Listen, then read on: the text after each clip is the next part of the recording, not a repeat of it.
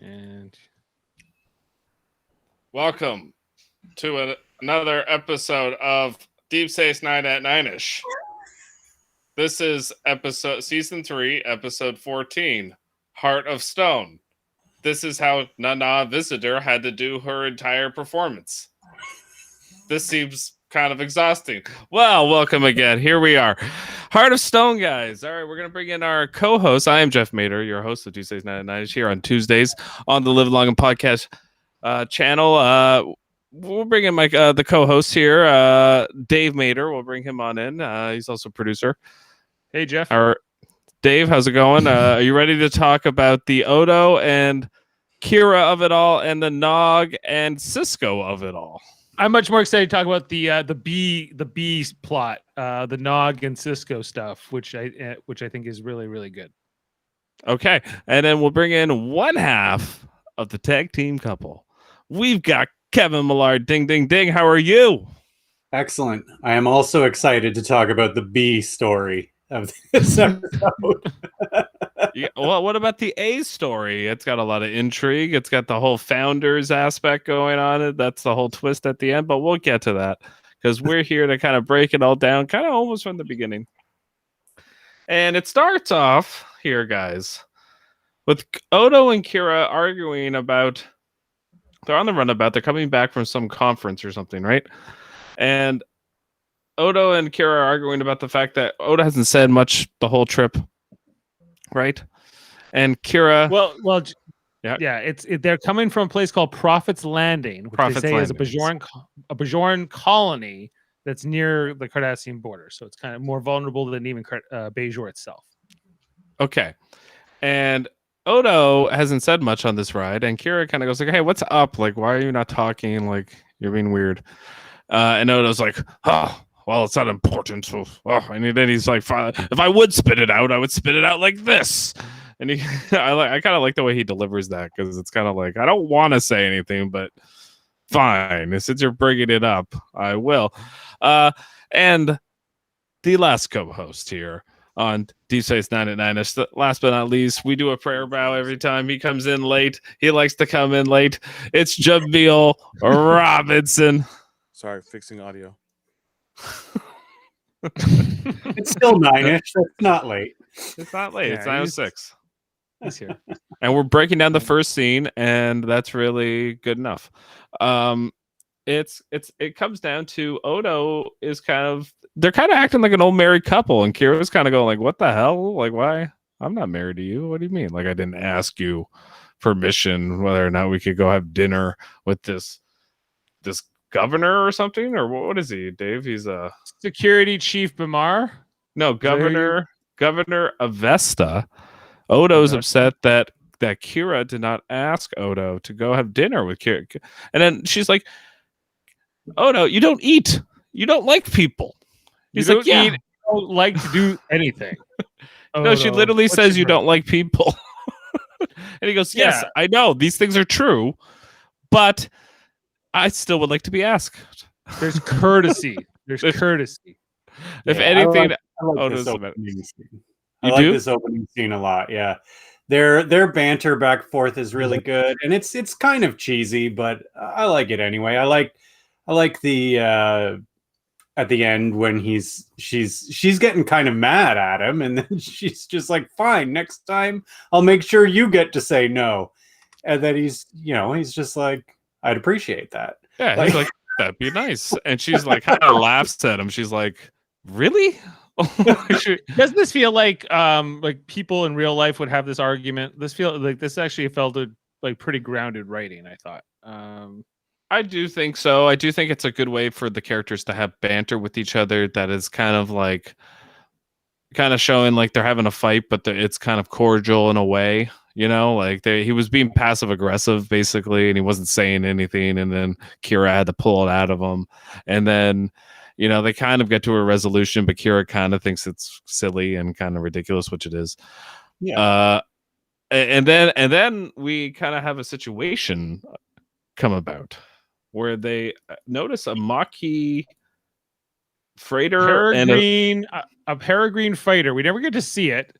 No, it's a one-man ship. a Peregrine class courier ship, lightly armed.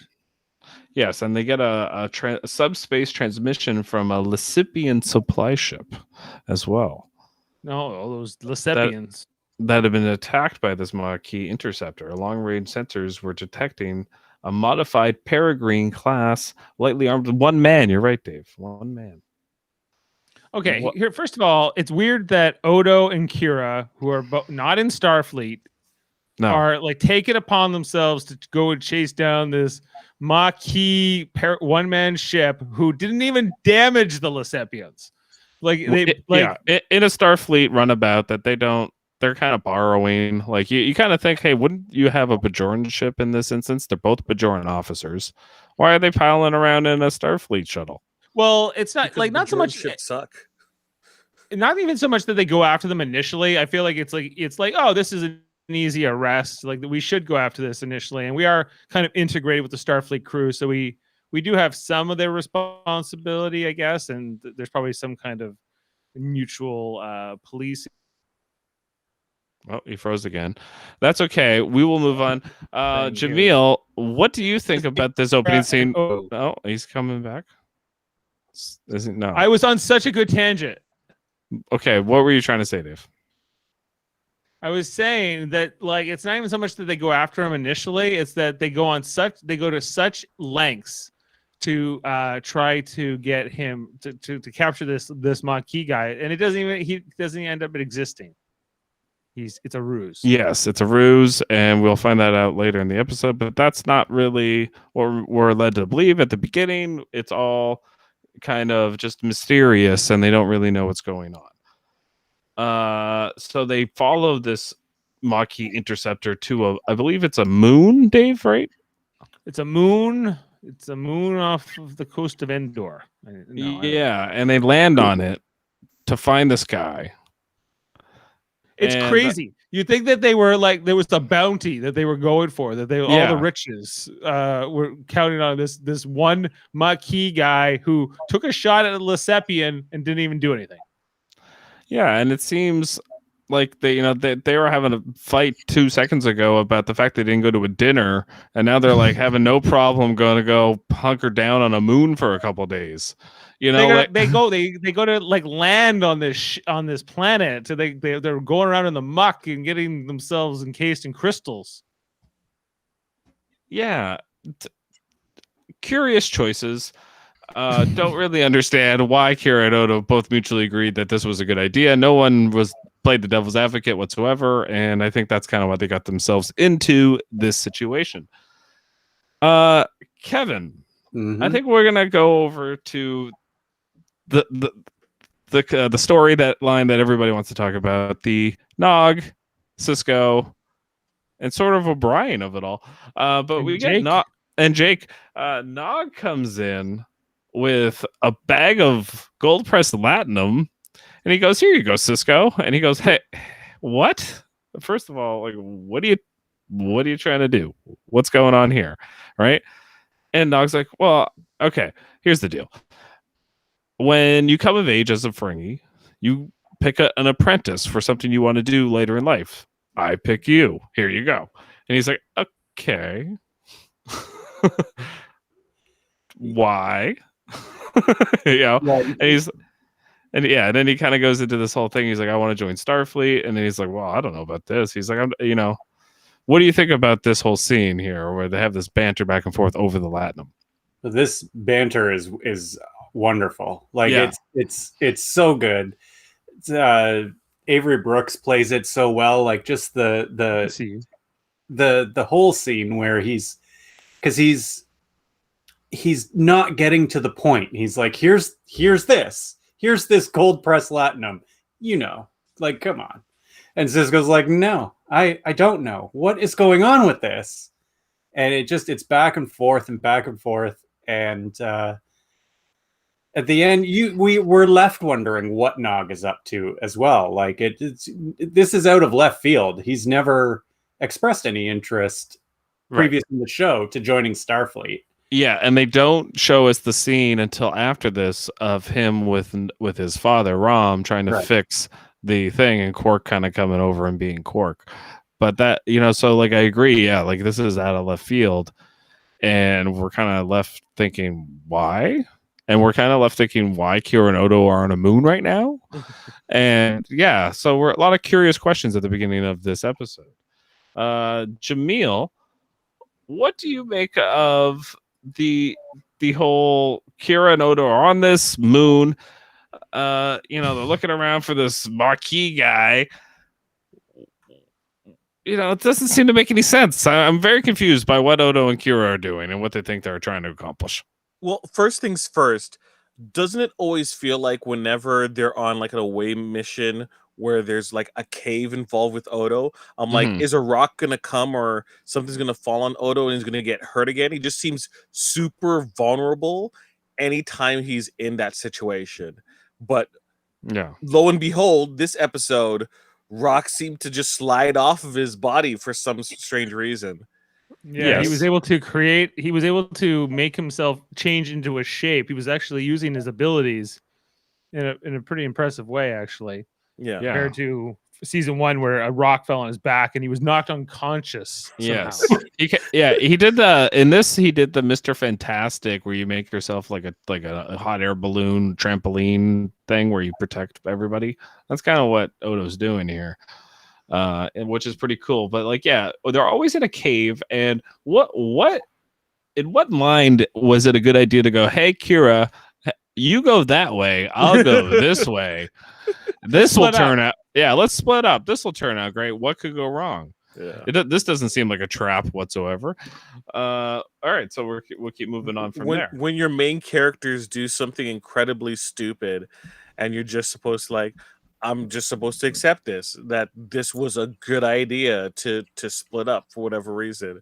Right. Like, why? And this is where we say goodbye to the real Kira Nerys. And then we come back and it's Odo hearing Kira calling for help, saying she's stuck. And this is now the Founder masquerading as Kira from this point on in the episode, which is really about 9 minutes in. Yeah. So that, that's where we get the new Kira here. And the whole deception is a muck. Odo must figure this out. And this is where the A story becomes totally pointless. There's no reason for it now whatsoever. It doesn't make it doesn't reveal anything about their relationship, because it does in a way. Odo loves her. Yes, but it does in a way the fact that Odo at the end of the episode chooses not to tell her what happened. And I do think that is a choice to keep hiding it, and it's the will they won't they TV show thing that they want to continue.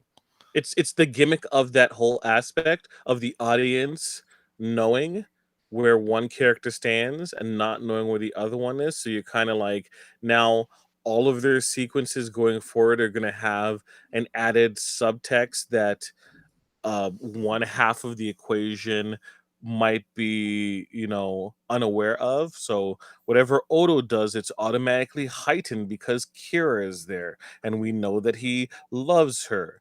It just seems very it's a gimmick that I'm not particularly fond of at all.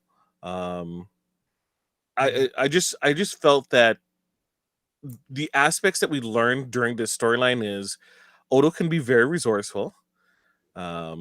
His relationship is improving with the other members of the cast. For whatever reason, it never came across anyone to, hey, why don't we just dig around this rock, right? And then just drag you to the runabout and let's go about the business. And like, no, we're gonna stay right here, right? It's not like the rock was connected to like the sea, like the bedrock underneath. No, And even you could like blast it off with the phaser. Yeah, it just made it bigger. If you could, very conveniently, the tricorders didn't work, the transporters didn't work, But they shot the rock directly. Why don't they shoot around the rock? Yeah, where the sand was. Yeah, that would have made sense. Yeah, it wasn't a real rock. It was Salome Jens.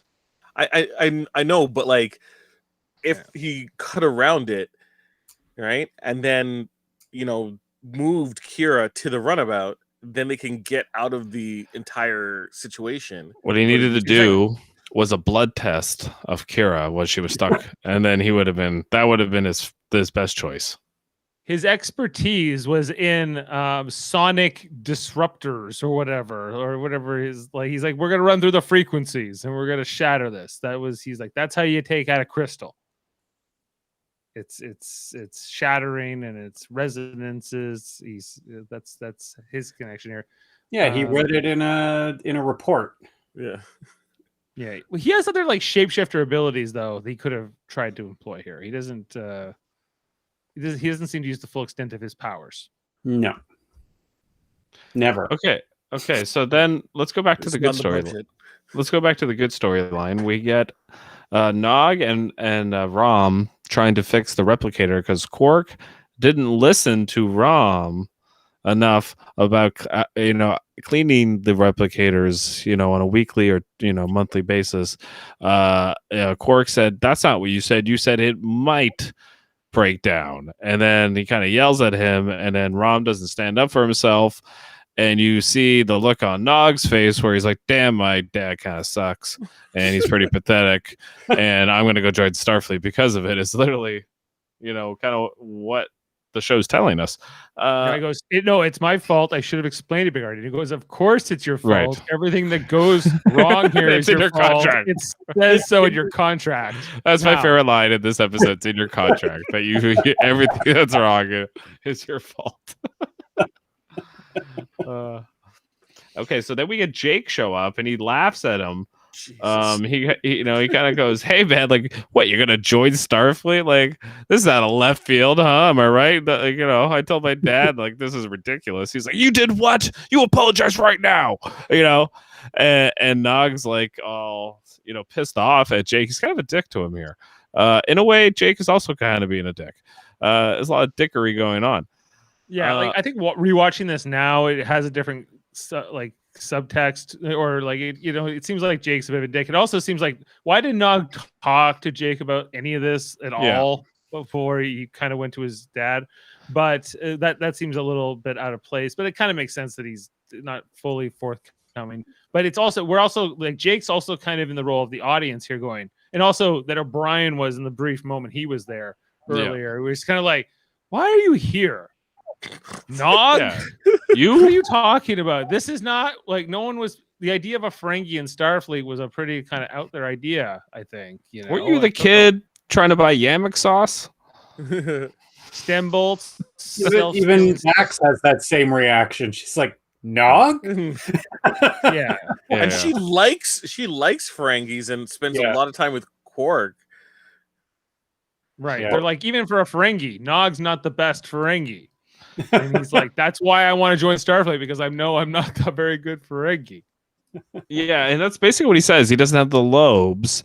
He admits that to Cisco, that he doesn't want to end up like his dad, where he's like hoping one day his uncle dies and he gets his bar, and that's kind of what his whole life is. The whole point of his life. And Nog's like, I want to do more than that. I want to, an opportunity. So. And this is a good metaphor for a lot of people, I think, that come from a kind of a down and out perspective, and to enjoy the military, and look at it as a way to better their life, or that kind of idea. But also doing something that's completely out of left field from what sort of even your family traditions are, or what the institutions you come from, your beliefs. Like, he's kind of expected to go into business here.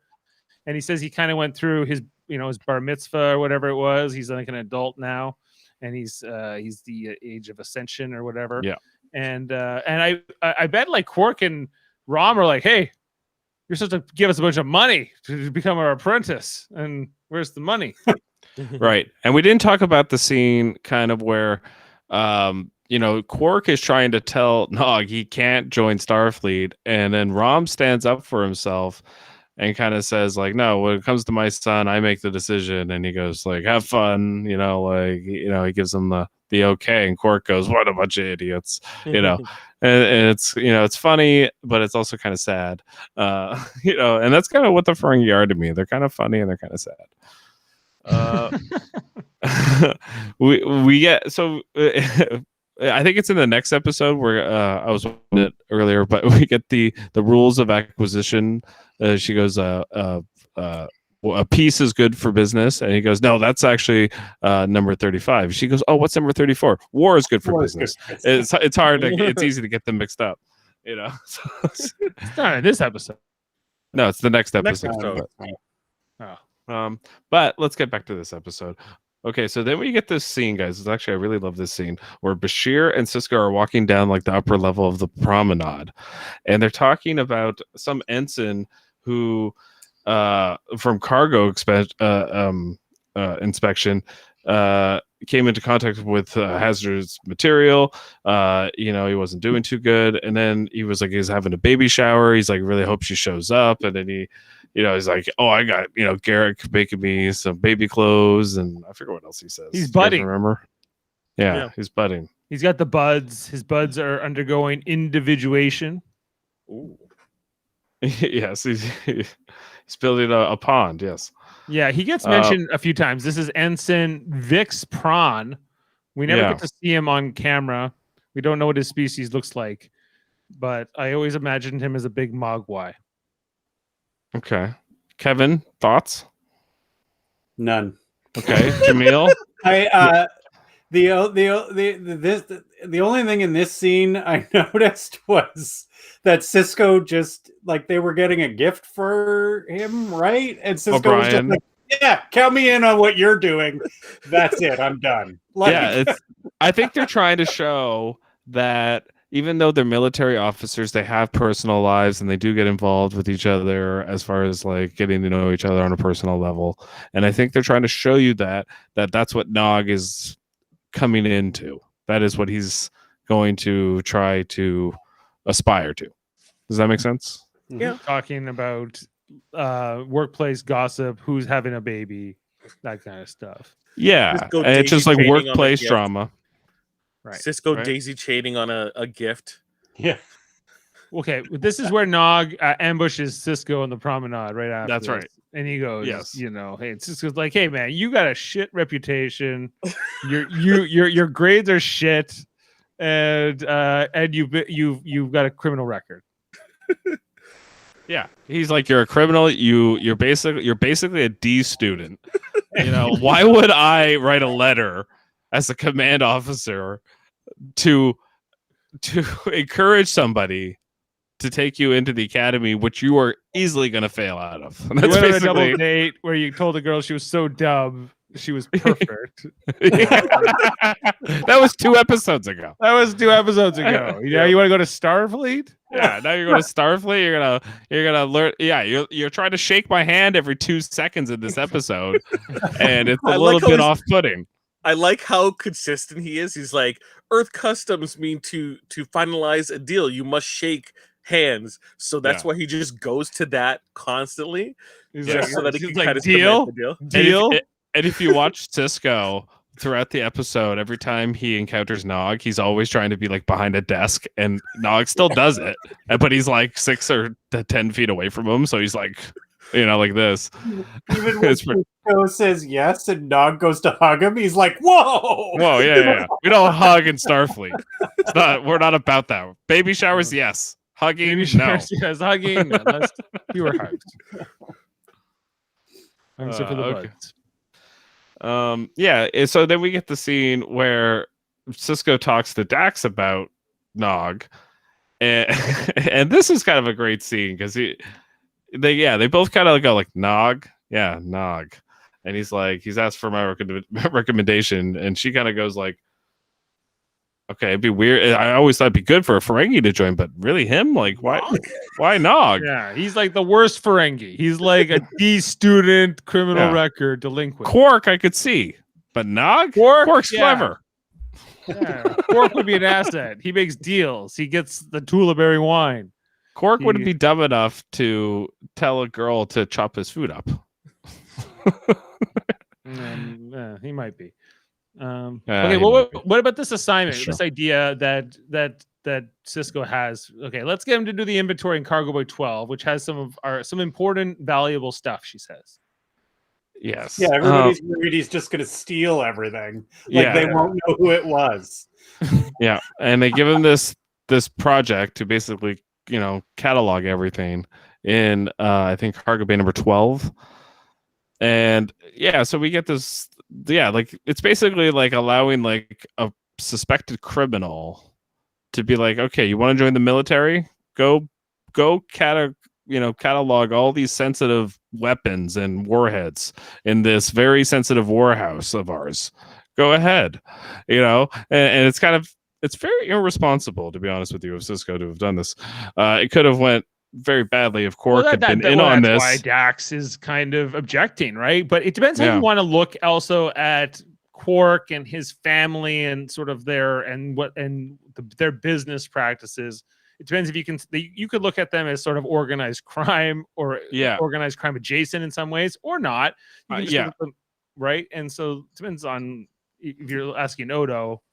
Probably the that's what I was going to make the point is there's no Odo on the station right now, so there's no foil to Quark. Quark is allowed to run amok throughout this episode and do whatever he wants. What Nog's up to? He's like, he doesn't even care. I can get away with so much stuff right now. Yes, and I do think it's irresponsible for Cisco on that reason because he doesn't have Odo, his chief of security, to kind of monitor this situation. Leap of faith, Jeff. That's Cisco. Yeah. Well, truthfully, though, he probably didn't think that anybody would get shot, so they don't really need Odo. That's true. That's true. And the promenade, would be full of people, and a totally containable situation would arise. That's true. That's not going to happen without Odo on the station. Love this scene. It's one of my all-time favorite, most memorable Star Trek scenes. This one with Dax and Nog in the cargo bay, where she's like, "Okay, here's the job. You got to inventory the cargo bay, and you got to get it to Cisco by the morning." He's like, "I'll get it to him by dinner." She's like, "Fuck off. Just in the morning is fine." Just don't bug me. Whatever. Or bug Cisco. But I also love where he's like, I thought Starfleet was like adventures and going around places, and she's like, most of the time it's just work. Yeah, most of the time it's just cataloging things. And that's why it's my favorite thing, because it's such like this dose of reality where you're like, there'll be like a lot of mundane, boring stuff to do in Starfleet. And it's just like the military, the amount of mundane bullshit stuff they have to do even before they get out, get out of their bunk, in the morning and stuff, Yeah. And he did it all in 5 hours, though. So that's how we know he's Starfleet material. That's how we know. Move over, West. Did it better whoever the Starfleet person was that did it before him. You know what? And that's because they weren't trying very hard, probably, those Starfleet people. Nog's making them look bad. Yep. Okay. Should we go back to the Odo Kira? Must we? Storyline. I think we have to. It's this episode is called Heart of Stone. Okay, it's my heart into two pieces of stone. I don't know. It kind of makes me want to go, huh? Because I do think it's a reference to Odo. This episode, I think, is mostly about Odo. Even the stuff going on in the station, like we just were talking about, he's not there, so I think we have a lot of Ferengi stuff going on. Odo talking about his stuff with O'Brien. Yes. Odo talking about the kayaking stuff. This is the first, I think, introduction to the fact that Odo likes the kayak. I mean, O'Brien likes the kayak, and then he hurts his shoulder, and he does it. Even though it hurts him, he still does it because he loves it. And he's talking to Kira about this, right? Yeah, I think it's just interesting that Odo and O'Brien did something in the holosuite together. Like that, where'd that come from? Can we get some footage of that, of them kayaking together? They barely ever speak to each other in this show. Like, how often does O'Brien and Odo have to figure something out? I do love how Odo explains it. He's just like, well, he invited me and I wasn't doing anything, so yeah, I'm kayaking now. Quark went to Fragonar for the weekend, so I thought, what the hell? Odo could turn into a kayak if he wanted True. to. He could. Yeah. It's. Then O'Brien could sit in him. It'd be really yeah, I weird. guess it'd be weird. I guess so. That would be I'll weird. I'll give me a holographic kayak too. Jeff, Yes. what is your favorite sea shanty? Is it Louis Louis? Like what? Yeah, I don't know. Louis Louis isn't a shanties. Louis is not a she shanty, is it? No, No. it isn't. So yeah, so like I thought that was a weird choice. I go sea shanty. I go that's that's like a 60s pop song. I think they were trying to be funny, but it's not. Louis ancient human seat. Well, maybe they're ancient to him. Yeah, well they Yeah. would be, I guess. It would be, yes. Yeah, and then Next Yeah. to his work, and this is my best favorite line. Next to his work and his family, shooting the rapids is his favorite activity. Okay. I honestly cannot imagine O'Brien kayaking down the rapids singing Louie Louie. with Odo. O'Brien doesn't really seem to enjoy his work or his family, so he must hate No. kayaking. So He loves his wife. I Yeah, love she's my the most wife. wonderful woman in the wife. universe. Yeah. I loved my parents. Is there Are like they dead? He always when says you're I the- loved. when you're in the hollow suite, can you like computer take picture of us smiling and singing Louis Louis? So there's like an image of them on the rapids smiling and like Odo's in the back plain faced. Yeah. Okay, so while Kira is slowly being engulfed by this crystal like rock structure, Odo gets the idea to ask Kira, hey, have you ever read any of the criminal reports that come through the station? And Kira goes, no. And if you notice throughout this episode, actually, since it's the replacement duplicate Kira, anytime he asks her a question or something about something specific, she always goes, no, I don't know what you're talking about. It always conveniently works out, but they do that in the writing, very purposely. But also what happens is he says, oh, in this one certain instance, I think is it Cossicans, Dave, or what is it? Or Gnosticans, yeah, sorry, Gnosticans. Domjot. You mind play Domjot. He said, he said there was this Gnostican case where they used this frequency to break this stone. I think it was like in a robbery or something. And so he gets the idea to use that on this crystal that is slowly engulfing Major Kira. All of this was mostly boring. Like all of it's, I guess, okay, because this episode has the first time you watch it, and then every other time you rewatch it, it's not really Kira. So you're just watching evil founder like do this ruse, like this whole like mind fuck on him, and it turns out Kira's down the hall asleep in a box. What's in the box? Yeah. So it plays completely different watching it this time. So all Odo going around like trying to figure out how to do this, it's almost impressive and sad because he's like so desperate, and he's like, I don't normally do any of this shit. I don't know anything about science. I don't know anything about how to like get a generator thing to like shatter up a crystal, but he's trying, right? So he is standing very very close to her while she's dying. Yes. So this is kind of his wheelhouse. Yeah. No, yeah, he's right. He's got a good view. Oh my gosh, that's great. No, for sure. This whole mind fuck is kind of like to slowly watch the woman that he loves die, and they want if you notice the way she talks to him too, she wants him to talk more personally. He doesn't talk for a while, and she's like, keep talking. Because she tells the story about his name, right? Like, and I like it's all. I think that this is still good. I think Rene Auberjonois knows this is an important scene for his character. It holds up.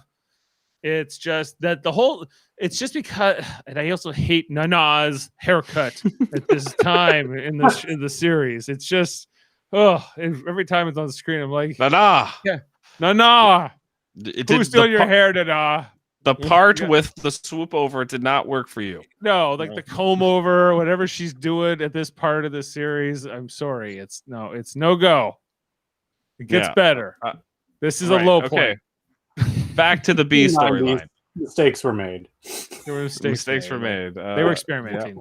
they were experimenting. They were trying to figure it out. Okay, back to the B storyline. We have Cisco and Dax sitting at a table, I think, on the promenade, with a bunch of fruit laid out in front of them, which I thought was very curious.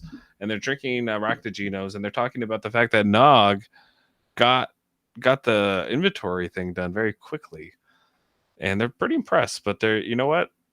Cisco's not gonna let things go that easy. He's not just gonna go, oh yay. So the next scene we have with Cisco and Nog was one of my favorites. When he calls them into his office, guys, and he goes, I've given your request a lot of thought, and I'm afraid that I'm gonna have to turn you down. And Nog goes, what? Why? He goes, did I do something wrong? What's going on here? He goes, it's not anything you did, Nog. It's you. You suck. You're just not Academy material. These students, everything I Here's said your before. fucking Latinum back. This belongs to you. Get the hell out of my office. And it's all a test, of course. But he's like, you're not going to be disciplined. You can't handle the workload. I'm not putting my name on your name, basically. And Nog comes back at him and he starts fighting for himself. Do you guys like this moment, Jaemeel? Yeah, I do a lot, greatly.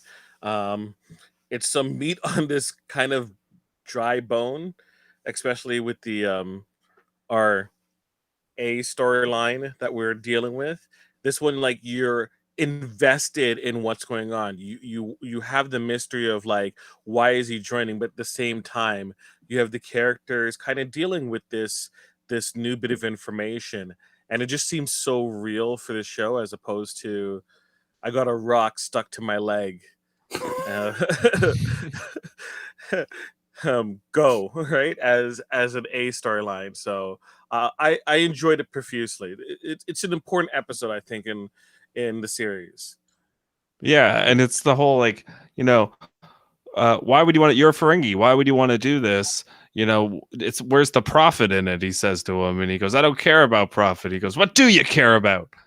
And that's when we get the whole confession about, I don't want to end up being like my father, and kind of what I said before about ending up waiting for your uncle to die to inherit his bar.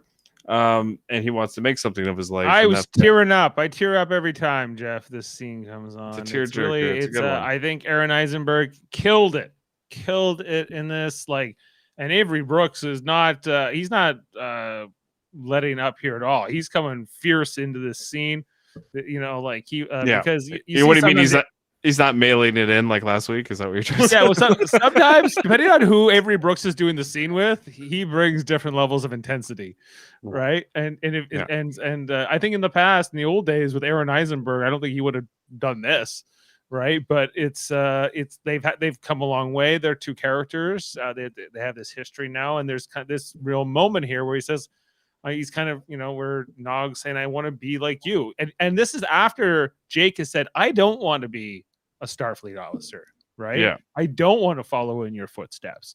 So this is all like this whole, like, there's this whole kind of turnabout for Cisco's character and taking Nog on as his apprentice. It's true. It's almost like Jake did the thing that Nog would have wanted at the beginning of the show and became a writer for profit. And Nog did the thing that Cisco would have wanted of Jake and became a Starfleet officer. It's kind of interesting. And like, yeah, they basically reversed those. Yeah. Yep. Yeah. Like, well, I don't know if Jake Cisco was how much money he was making in the writing business, but remember when he was an old man in the Visitor episode? We haven't got to that yet, but it's next season. Yeah, it's next season. But he is a very accomplished writer by the time he's an old man and made a lot of money. So well, yeah, he's at least famous a little bit. Yeah. Right. Okay. This scene and the latter scene gives me a lot of Fresh Prince of Bel-Air, Will being told by Uncle Phil about his dad sequence. Is just not as heightened as that one, but like Yeah. you have the performances, and I could totally see like Avery Brooks, just like Like Phil. Uncle Phil tells Will Smith at the end of it. Now that's acting, because you feel the impact of what is revealed during the across these two scenes, and like if future iterations of any type of storytelling Star Trek in general is doing, that is what I would like them to focus on, as opposed to the rock in a cave. Okay. Yeah. Back to the Rock in the Cave, and no. I think this is That's important, guys. When Odo figures out that Kira is not Kira, and he does the thing where it's like, oh, you were standing there, but the guy would have shot you if that doesn't make any. I was like, you've been in this room for like hours upon hours, and you just figured this out now. Yeah, it's after he says I love you. She says I love you too, right? Yes. And yeah. like when you watch this back too, you're like, you cruel evil founder. You Yeah. are the true big bad of this whole like series, really. Well, you are Ducat. Well, Ducat you see coming. You know what he is. Right. Yeah, like the founders are, and this is setting up. We haven't gotten to this yet, but Kira's the first officer to be duplicated. They're gonna do it with Bashir, I think, like twice, and they do it O'Brien, on Earth. So they, we get a lot of those moments where the founders are our characters, and this is the first introduction of that. Yes, and this is and really like Nana. I always say her. I always feel like I'd be like a jerk when I say her name, but that's how you say her name, Nana. She's like she gets to really play like the founder significantly here. Like Salome Jens was in the beginning of season 3 and had a fair amount of screen time, but this is a good amount of storyline for the founder at this part of in the show.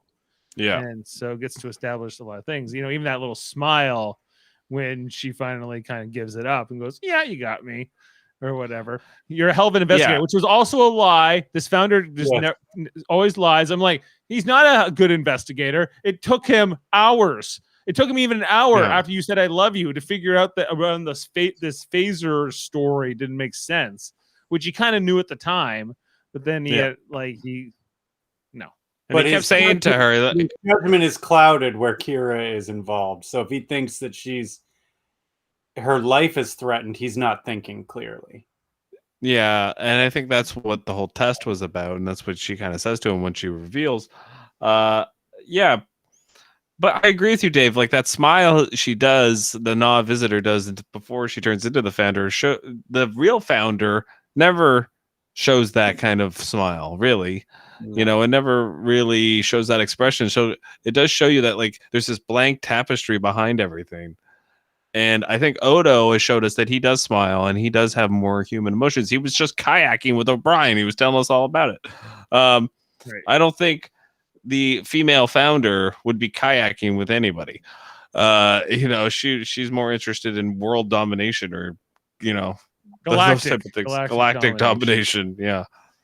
With the Dominion. She's a galactic warlord psycho. And I think that is the main conversation they have. It's like, oh, you're coming back to the link. And he goes, no, I'm not. Like, screw you. Even if you killed Kira, I wouldn't come back because I hate you. Yeah. You're a lame. Right. You're a bunch of dicks. I hate you, Mom. Go get the hell, or whatever the hell, whatever our relationship is. We might have sex later. We might have sex later. Kind of like a weird mother aunt kind of thing to me. I don't know exactly what. Like we're kind of like the same thing, but we're not. And every time you come around, I always have this look on my face, like I don't really know what you are. But you can also change shapes. Yeah, we can have sex in a weird way, and then do this weird like connection through our liquid states. Then we can have sex as solids. We can go all around the gambit. All those things but we wouldn't say them out loud because that's what solids do. That's what solids do. They would never understand. Okay. Then we get back to the station, and Odo kind of does not tell her what happened after After he gets Kira out of the box, they come back on the runabout, and he says, "Oh, no big deal. It was just something she said, slip of the tongue." And Kira's like, "Okay, I guess. I mean, who am I to question you, Odo?" His story doesn't make sense any more than the phaser story. He could have just said, she said that this story about the phasers, and it didn't make sense because it was the two things. He only had to admit to the one thing. No, yeah, exactly. Bad lie. Yeah, bad lie. Odo, once again, Wants Kira's to gonna get put got. her investigation hat on. Yeah, she should have, but we didn't get enough time. They end the episode, and that's he's that. leaving a breadcrumb there for her deliberately.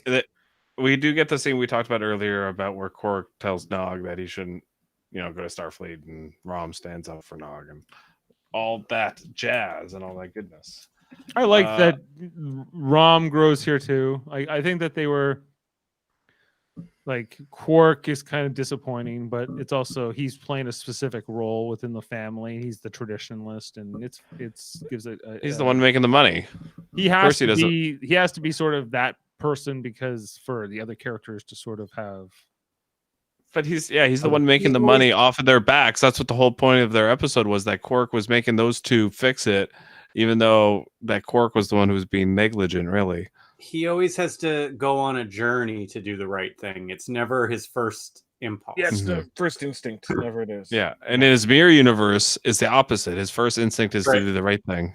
And what happened to what happened to his mirror counterpart? Yeah, it didn't go well. Yes. Just saying. Yeah. Right. But like this whole idea of like even like the Ferengi in Starfleet, it's kind of like just like a Klingon in Starfleet, or even an alien if you go back to Spock, right? And sort of what his role was. Sort of like this idea of like even Chekhov, even like a Russian or a Russian that's in, like someone who was your enemy is now your ally. Kind of fun. Did you like Did you like the requirements to join Starfleet if you're not on a Federation planet? If you're not a Federation citizen. I like that it's world building canon. So yes, I enjoy that aspect of it. I think it's interesting. Like a non-Federation citizen who wants to join Starfleet has to have a command level officer endorse them. It's a very specific requirement.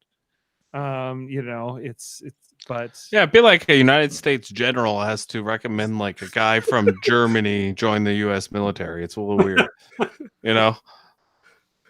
kind of. Yeah, it's hard to put a real world equivalent to it. It's interesting that we know that non-Federation citizens do join Starfleet. Worf probably was a Federation citizen anyway because he was adopted by the Roshenko family pretty early on, so it's very likely he already was a Federation citizen.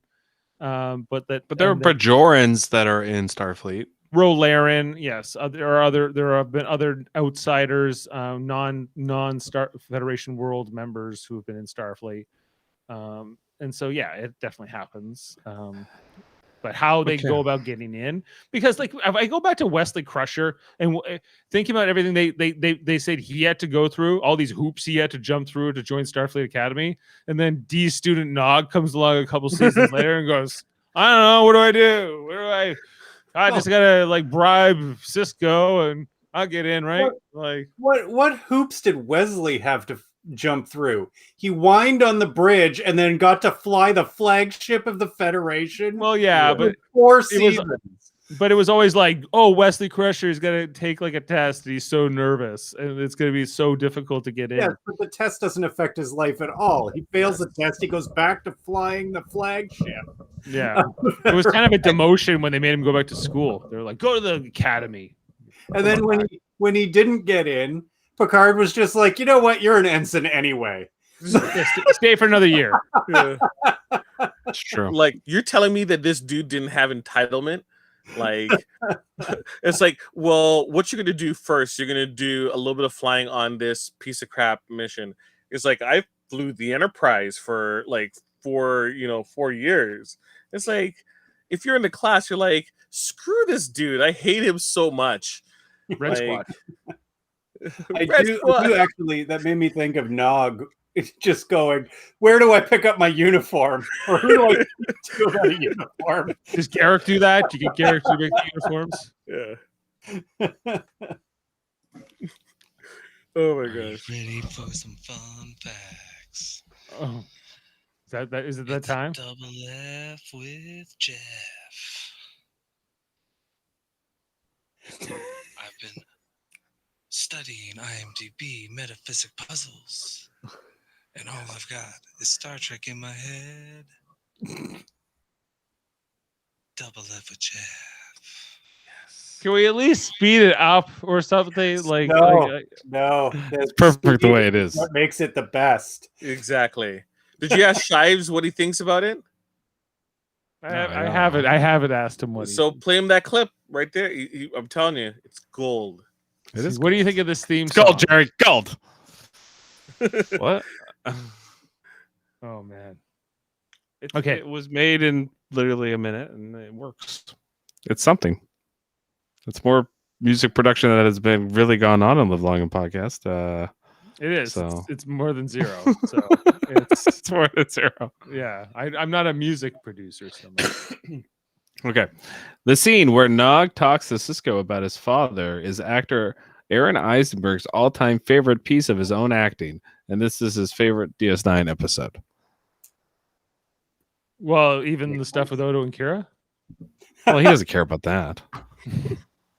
To him, this the Heart of Stone is about Nog. I'm not quitting my day job. It's not about it's about laying down a tasty bass riff. And wait, I did quit my day job just today. And you quit your day job? No, but if I had, it would have been premature. Because I didn't have that advice. Okay. Ronald D. Moore was also impressed with Nog's storyline. Moore commented, quote, "I think that was an interesting direction. Somehow, Captain Nog sounds cool." End quote. Who knows cool like Ronald D. Moore? Yeah. Nobody. Nobody. Referenced rules of acquisition. We have number 18. A Ferengi without profit is no Ferengi at all. So Nog's not a Ferengi. So good for him. Nana visitor, who also suffers from claustrophobia. We've learned about this before on Fun Facts with Jeff. Commented that she found the episode hard to film because I thought the prop they used to encase me was an awful choice. Oh wow! Surprise, surprise! Nana visitor didn't like what they decided to put her in this episode. They're like, be a Cardassian. I hate that. Go to this rock thing. I hate that too. Like, I mean, I don't blame you. They are kind of using you as a prop a lot of the time, but here she is. I mean, this does look uncomfortable. That's the joke I made at the beginning of the episode. I mean, to have to sit in that, for a whole day and talk to Rene Auberjonois with a weird mask on must have been odd. And you're not even playing Kira. You're not even really Kira. Okay. It is revealed that a non-Federation citizen, in order to be admitted to Starfleet Academy, needs a reference from a command level officer. So, yeah, I mean, is that only Cisco? Could Dax have done it? Is she command level? She's not command level, but we know that a couple seasons from now, Garrick will ask Worf to also write a letter for him to join Starfleet, and Worf does qualify as a command level officer. Now, maybe you just have to wear the red. Maybe that's what a command level. Dax does eventually, though, right? Because she takes control of the Defiant at one point. She never wears red, though. She's a science officer, Kevin. I mean, that's what she does. She's like the Cardassian women. But she's kind of they dominate the sciences. She does seem to have command level training as well, though. So yeah. she probably she does. Yeah, she probably does, especially after she gets promoted to. Let's face it. She's basically Cisco's right hand person. Kira's just kind of like, I don't know, if he was going to choose between Dax and Kira to like, man the Defiant and come save him, I think he's going with Dax. Yeah. He's like, Kira, you can fire phasers. You're gonna tell Starfleet Command, we're gonna give this ex freedom fighter Bajoran national command of our state of the art warship. No, not Yeah, happening. that doesn't seem. We'll give you a Our shuttle. only ship keeping the Dominion at bay. We'll give you a shuttle, and you prove to us that you will go fly it on a moon somewhere, Yeah. and be very We'll go on a responsible. reckless chase of some Maquis guy you don't even know. To what? To earn some brownie points? To what? Like just chase justice down? Justice. Okay, this is the first episode in which Rom openly defies Quark. This theme would continue in profit motive and family business, and would ultimately culminate in bar association. Who's older, Rom or Quark? I think Rom is the older one, but I could be wrong. I don't know if they've ever said I'm for not sure. But No, I thought they did in the one episode where they go back to Ferenginar, but maybe I'm wrong. This episode marks the beginning of Nog's journey to become a Starfleet officer. This is also the origin of Odo's name being revealed. And we learn in this episode that O'Brien's love for kayaking is first revealed in the TNG episode Transfigurations is still alive and well. Actually, okay, this is the first time we get it mentioned in DS9. Quark is the older brother. Quark is okay.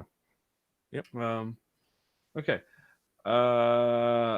Aaron Eisenberg enjoyed this episode, particularly filming his scenes with Avery Brooks. This is the first episode in the series in which Odo handles a weapon, which I did notice when he points it up and at the founder when she turns. She's like, "Who? Yeah, bring back Kira. What have you done with her?" Okay. Kira doesn't love me. Yeah, Kira doesn't love me. What the hell are you talking about? She likes me. She thinks I'm good company. Yeah. She would like to go have a tea and a biscuit with me, but that's about it. I know I'm in the friend zone. Yeah, I'm promptly in the friend zone. Vedic Barile comes around. He gets all the good loving. I don't get anything. Okay. The Kira and Odo storyline in this episode was partly based on the 1964 Ken Kesey novel, Sometimes a Great Notion, and the 1971 film. In this book and the film, a character's leg is trapped underneath a large log, causing him to subsequently drown when he is unable to free his leg to prevent water from rising above his head. Okay. Thought you might like that, but I guess not. You're gone! Okay. The episode is taken from the play Twelfth Night by William Shakespeare, which shares the episode's main themes of disguise and mistaken identity. Which, yeah, I see some Shakespeare going on, especially with the Odo Kira stuff. Okay. Ensign, Villix Prawn is mentioned for the first time in this episode. He would be mentioned again in the 5th season episodes Apocalypse Rising and Business as Usual, but viewers would never see him. I mean, why not? I mean, you're talking about this guy so much. You go to his What does he look like? What do you think? Does he look like a big mogwai? I feel like he's a blue guy. Why is he blue? I don't know. I just feel like he's blue. His name is Villix Prawn. Is he Bajoran? No, he's a male, but for some reason he gives birth to the babies. It doesn't. Oh, yeah. Well, okay, maybe he's purple. I don't know. Well, he's purple now because of that. It's unclear. Okay. Originally, the intention was Odo to sing Louie Louie per Odo's conversation with Kira about kayaking with O'Brien, but the rights to the song were too expensive. Guys, we missed out. What, he was going to have to sing it for her? I say we dodged a bullet. Right. It would have been better if he had done it as an impression of O'Brien singing it. Like I and then just yelled, "I love my wife. I love my wife. It's the most wonderful My woman in the wife is universe. the most wonderful, supportive person I've ever known. Person. The way he says person I've ever known. Yeah. Okay. The final draft script is dated the 17th of November 1994. Where were you? Who knows? Okay. I was a kid. I was a kid too. I was 5. Odo's revelation that he loves Kira is actually the first time he revealed this information. It had been hinted at in several episodes, such as The Collaborator and Meridian, which we've already covered here on D6 9ish. And Loxana Troy had guessed it in Fascination, but Odo himself had never really admitted it until this episode. I have no time for fantasies. Okay, well, I mean, we're just trying to get to the bottom of this, Odo. We're looking at 5 or 6 centimeters down here. Then where? What are you talking about? Too many people dream of places they'll never go, wish for things they'll never have, instead of paying adequate attention to their real lives. Well, that's very true here in Ontario, where we are locked down to the nines. Okay. The female changeling here fulfills the promise to visit Odo, which she made to him in The Search, Part 2. Yeah, I'm like they brought her back, and she'll be here right up until the final episode of this show. Her character is immensely important, so this is yet another installment, just like some of the earlier Gold Ducat installments we got in season 1 and season 2, more in season 2. They're important for like planting the seeds for what's to come. So I think that it's this, even though it doesn't have a lot of rewatch ability, and she doesn't even show up. The actor, like Salome Jens, doesn't even show up into here until like the final couple minutes, right? She's got like a scene. It is lasting because it's just so mean and malicious what sort of the act is here, and how much Rene Aubergenois has to emote for a guy who's just approximating a face. Yep. Okay, this episode confirms the fact that Rom is a skilled engineer, something that was hinted at in the second season episode Necessary Evil, and something which would be... Rom's an idiot. He couldn't fix a straw if it was bent. Yeah. Odo didn't agree. I guess it wasn't hinted at. It was actually hinted at the opposite, that he was an idiot. But that's really not the point, because sometimes, which would be revisited throughout the 5th, 6th, and 7th season, in which Rom becomes a junior engineer in Bar Association and becomes a Bajoran engineer officer. What are you guys saying with that? I think it's interesting. Well, it shows again that Odo doesn't really have his finger on the pulse of anything. No. I did like it. I liked what they did with Rom as they went on. His earlier seasons, as we talked about when we were watching those episodes, feels like it's such a departure, almost too much so, actually. He didn't really stay the same, which, they had to figure him out. And I think at first they wanted to make him a dumb, abrasive character, and they were like, that's not working. We need to make him likable.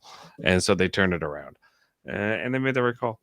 To avoid revealing critical plot details, Salome Jens was not listed along with the guest cast after the opening theme and episode title, but was rather listed as a special guest star in the closing credits.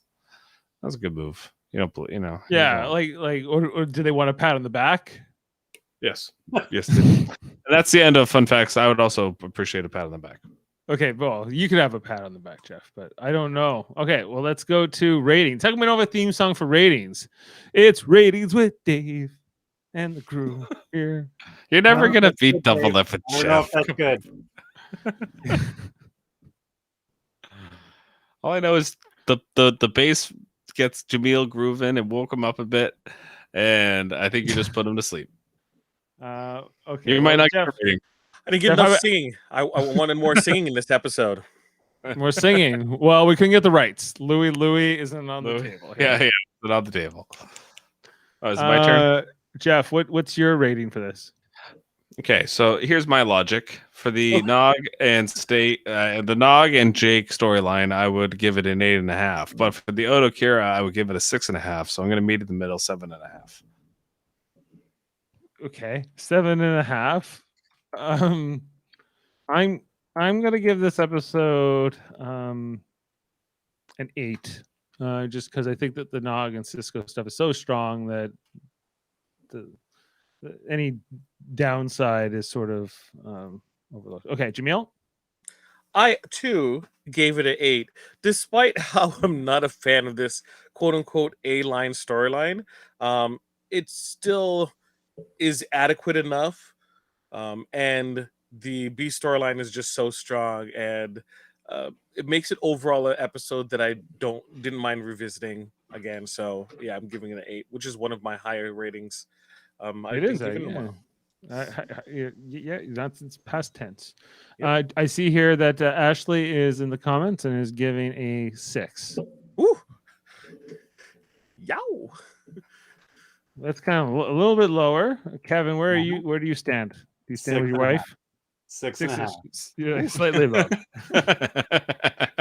Gotta do better to couple. You gotta have 2 good stories, not just one excellent story. But don't lay a pile of garbage on top of something great. Yeah, fair enough. Fair enough. Okay, and this is directed by Alexander Singer. It has a 7.3 on 7.4. I'm sorry, on IMDb. We gave it a 7.2 with the 5 of us tonight, and that's a 7.3 combined. So this is sort of average to below average, depending. Below average for season 3, but above average overall to date. There's nothing quite like Meridian. There's nothing quite like Meridian's our lowest rated ever at 2.6. It stands out. Yeah.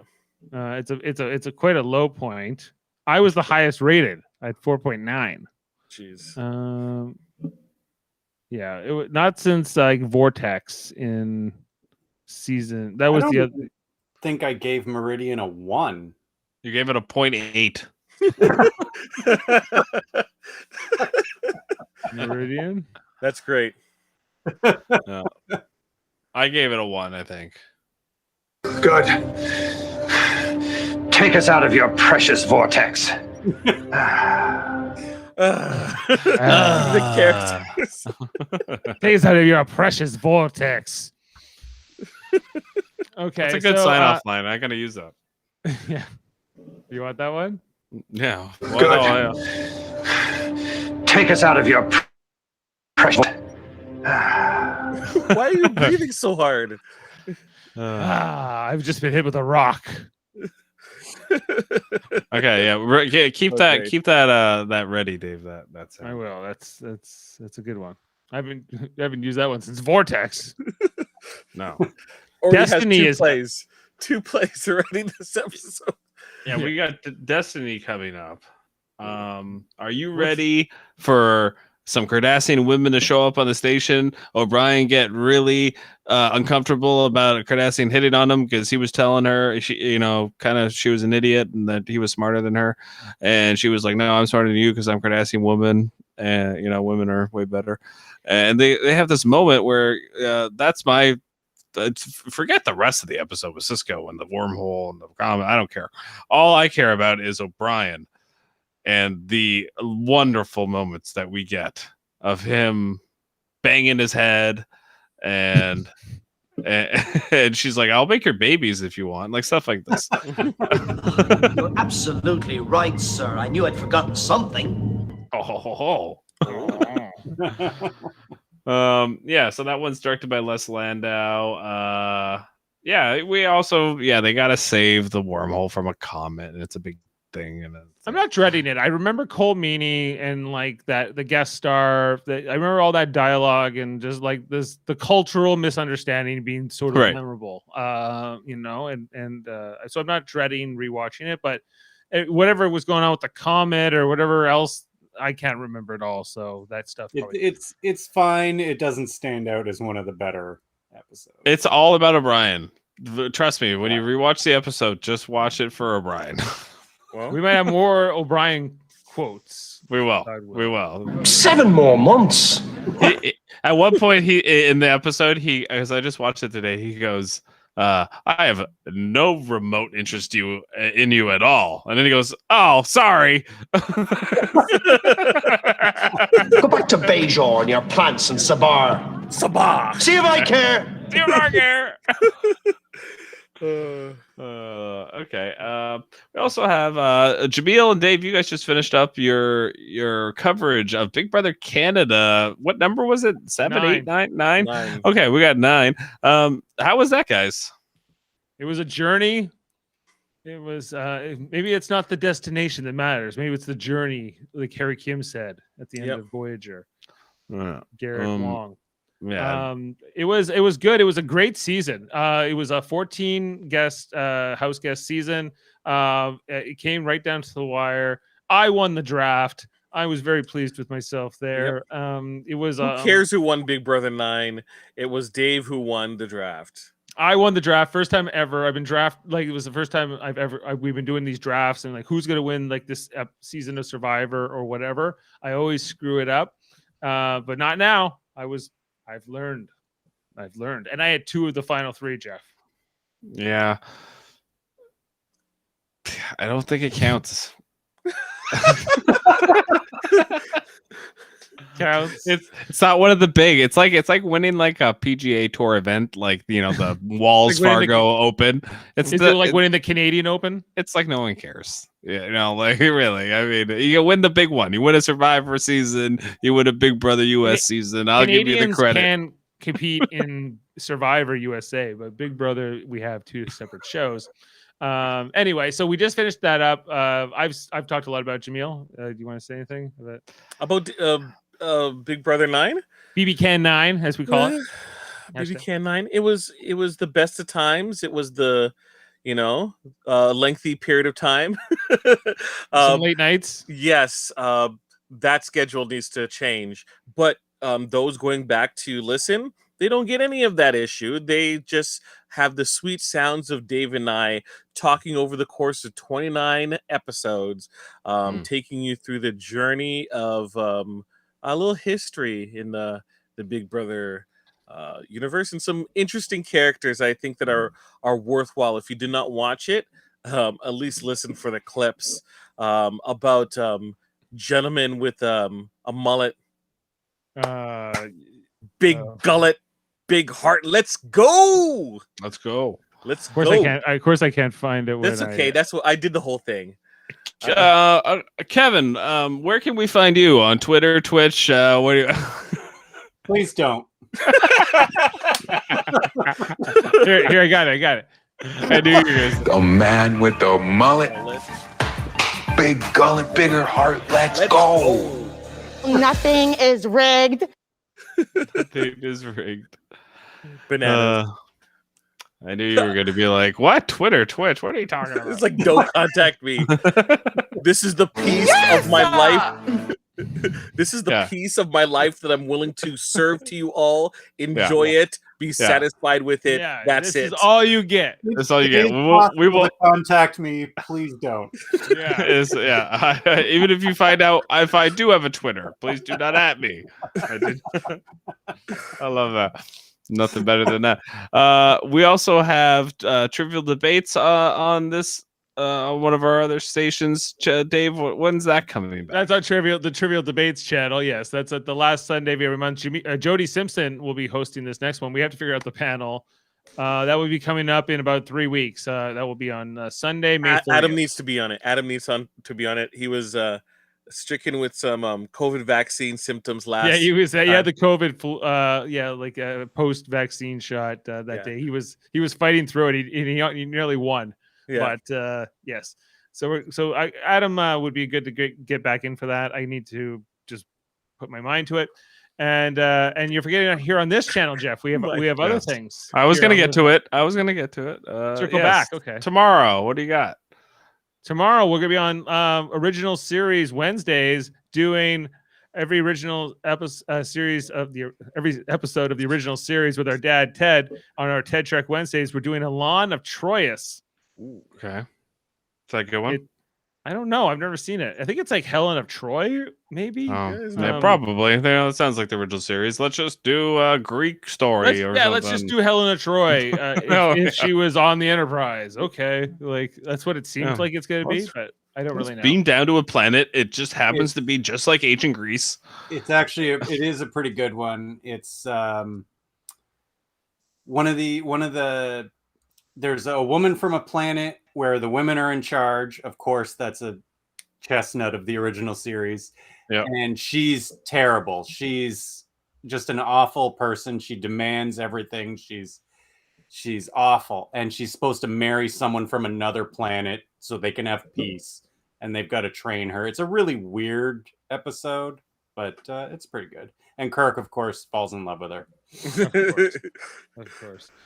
Oh yeah, so we'll be checking that out tomorrow night. That'll be at 8:00. Now that Big Brother Canada's over, we're at 8:00 now, which everyone's happy about. We'll have Jodie Simpson on tomorrow night for that as well. And then this Saturday night, we're doing our next installment of Star Trek Radio Theater. We took a couple weeks off, and now we're back, coming in with a bit of a smaller cast for this one. And we got Kevin Millard as Tuvok in various forms, Lieutenant, Ensign. As this is the crossover episode called Flashback, which was for the 30th anniversary of Star Trek. They brought in like the whole crew actually from the Excelsior and the Star Trek 6 for this. So this was a really fun episode. My wife Jane's gonna be playing Janeway, various versions of that, and Chakotay. Jeff, you're playing the Doctor and Captain Kang. I'm excited to be the Doctor. I don't know much about Captain Kang, but I mean, I'll have to go watch that scene. I hope he was Curzon's old friend. Curzon's old friend. Captain Kang, yes. He was from Day of the Dove as well. And then we got Mott playing Beltane. I'll be Sulu. We got Ashley as Commander Janice Rand. It's be good. And Neelix. I'm kind of excited to hear Ashley's Neelix. So just bringing that down. Check that out Saturday night. Okay, well, I think that just about wraps it up for us here on Live Long and Podcast and Deep Space Nine at 9-ish, where we have covered Season 3, Episode 14, Heart of Stone. And remember, play it, Dave. It was... Jesus. They'd be safer in their quarters. Wait, what was No, it? the vortex. Oh, the You ruined it. I vortex. told him to have it ready. I do have it ready. I remember somebody is always. All I watching. remember, yeah, everybody. Expect the unexpected. We are. But you get on my nerves, and I don't like your hat. Now put the gun down. Put the gun down. That's the you know what? That's better. I think Yeah, we should I don't just like go your on that one. I don't like your hat, and I'll Oh, put the gun down. This one's also good. This quarantine has everybody on edge, Constable. Would you deprive them of a little harmless diversion?